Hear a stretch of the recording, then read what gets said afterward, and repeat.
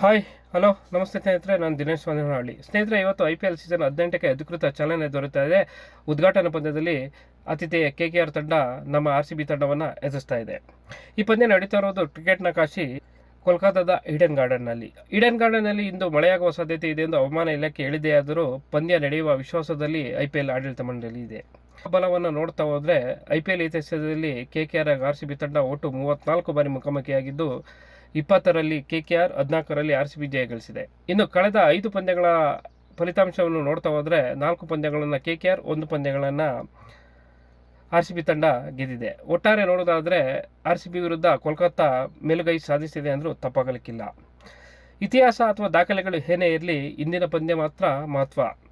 ಕಾರಣ ಎಷ್ಟನೇ ಸ್ನೇಹಿತರೆ, ಕಳೆದ 17 ಸೀಸನ್ಗೆ ಹೋಲಿಸಿಕೊಂಡ್ರೆ ಈ ಬಾರಿ RCB ತಂಡ ಉತ್ತಮ ಹಾಗೂ ಸಮತೋಲನದಿಂದ ಕೂಡಿದೆ ಅಂದರೂ ತಪ್ಪಾಗಲಿಕ್ಕಿಲ್ಲ. ಏನು ಕಳೆದ 17 ಸೀಸನ್ಗಳು ಕೂಡ RCB ವೀಕ್ನೆಸ್ ಆಗಿದ್ದಂಥ ಬೌಲಿಂಗನ್ನು ಈ ಬಾರಿ ಸ್ಟ್ರೆಂಥನ್ ಮಾಡಿದೆ RCB ಮ್ಯಾನೇಜ್ಮೆಂಟ್.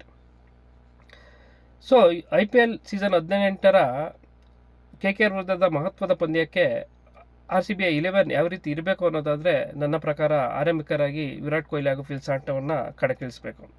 ಮುನ್ನೆ ಕ್ರಮಾಂಕದಲ್ಲಿ ದೇವದತ್ ಪಡಿಕ್ಕಲ್ ಅವರನ್ನು ಆಡಿಸೋದಕ್ಕೆ ನಾನು ಇಷ್ಟಪಡ್ತೀನಿ. ಕಾರಣ ಸ್ನೇಹಿತರೆ, 1ರಿಂದ 6ನೇ ಓವರ್ನಲ್ಲೇ ರನ್ನ ಗತಿಯ ವೇಗವನ್ನು ಹೆಚ್ಚಿಸಲು ನಾನು ದೇವದತ್ ಪಡಿಕ್ಕಲ್ನವ್ರನ್ನ 3ನೇ ಕ್ರಮಾಂಕದಲ್ಲಿ ಆಡಲು ಇಷ್ಟಪಡ್ತೇನೆ. ಕಾರಣ ಇಷ್ಟೇ, T20 ಕ್ರಿಕೆಟ್ನಲ್ಲಿ 1ರಿಂದ 6ನೇ ಓವರ್ಗಳ ಪ್ರಾಮುಖ್ಯತೆ ನಿಮ್ಮೆಲ್ಲರಿಗೂ ಗೊತ್ತೇ ಇದೆ. ಅದಕ್ಕೆ ತಕ್ಕ ಹೇಳಿ ಮಾಡಿಸಿದಂಥ ಆಟಗಾರ ದೇವದತ್ ಪಡಿಕ್ಕಲ್.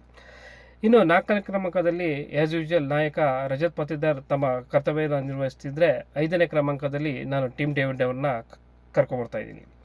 ಇನ್ನು 6ನೇ ಕ್ರಮಾಂಕದಲ್ಲಿ ನಾನು ಜಿತೇಶ್ ಶರ್ಮಾಗಿನ್ನ ಮುಂಚೆ ಕೃಣಾಲ್ ಪಾಂಡ್ಯವನ್ನು ಕಣಕ್ಕಿಳಿಸೋಕ್ಕೆ ಇಷ್ಟಪಡ್ತೀನಿ. ಕಾರಣ ಇಷ್ಟೇ ಸ್ನೇಹಿತರೆ, ಕೃಣಾಲ್ ಪಾಂಡ್ಯ ಕೂಡ ಅತ್ಯುತ್ತಮ ಆಲ್ರೌಂಡರ್, ಅದು ಬ್ಯಾಟಿಂಗ್ ಆಲ್ರೌಂಡರ್ ಕೂಡ ಹೌದು.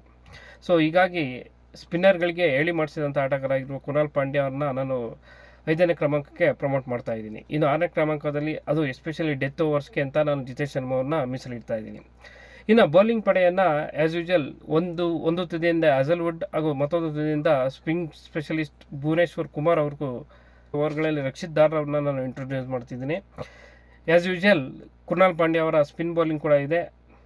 ತಂಡದ ಮಾಹಿತಿ ಆದರೆ, ಕ್ರೀಡಾಂಗಣದ ಬಗ್ಗೆ ಒಂದಿಷ್ಟು ರೋಚಕತೆಯನ್ನು ನೋಡ್ತಾ ಹೋದರೆ ಸ್ನೇಹಿತರೆ, ಕೋಲ್ಕತ್ತಾದ ಈಡನ್ ಗಾರ್ಡನ್ ಕ್ರಿಕೆಟ್ ಕಾಶಿ ಅಂತಲೇ ಕರೆಸಿಕೊಳ್ತಿದೆ.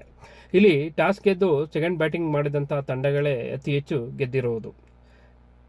ಮೊದಲು ಬ್ಯಾಟ್ ಮಾಡಿದಂಥ ತಂಡ ಗೆದ್ದಿರೋದು 38%, ಆದರೆ ಸೆಕೆಂಡ್ ಬ್ಯಾಟ್ ಮಾಡಿದಂಥ ತಂಡ ಗೆದ್ದಿರೋದು 49%.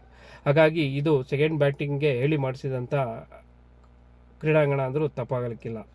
ಟಾಸ್ ಗೆದ್ದ ಯಾವುದೇ ತಂಡ ಆಗಲಿ ಬೌಲಿಂಗನ್ನು ಆಯ್ಕೆ ಮಾಡಿಕೊಳ್ಳೋದ್ರೆ ಯಾವುದೇ ಅಚ್ಚರಿ ಇಲ್ಲ. ಸೊ ಹಾಗಾಗಿ ಇಲ್ಲಿ ಟಾಸ್ ಗೆದ್ದವನೇ ಬಾಸ್ ಅಂದರೂ ತಪ್ಪಿಲ್ಲ. ವಿಶೇಷತೆಗಳು ಅಥವಾ ಸಾಧನೆಗಳು ನೋಡ್ತಾ ಹೋದರೆ, RCB ತಂಡದ ನಾಯಕ ರಜತ್ ಪಾಟಿದಾರ್ ಅವರ ವೈಯಕ್ತಿಕ ಮೊತ್ತ 112 ಗಳಿಸಿದ್ದು ಇದೇ KKR ವಿರುದ್ಧ ಈಡನ್ ಗಾರ್ಡನ್ನ ಮೈದಾನದಲ್ಲಿ.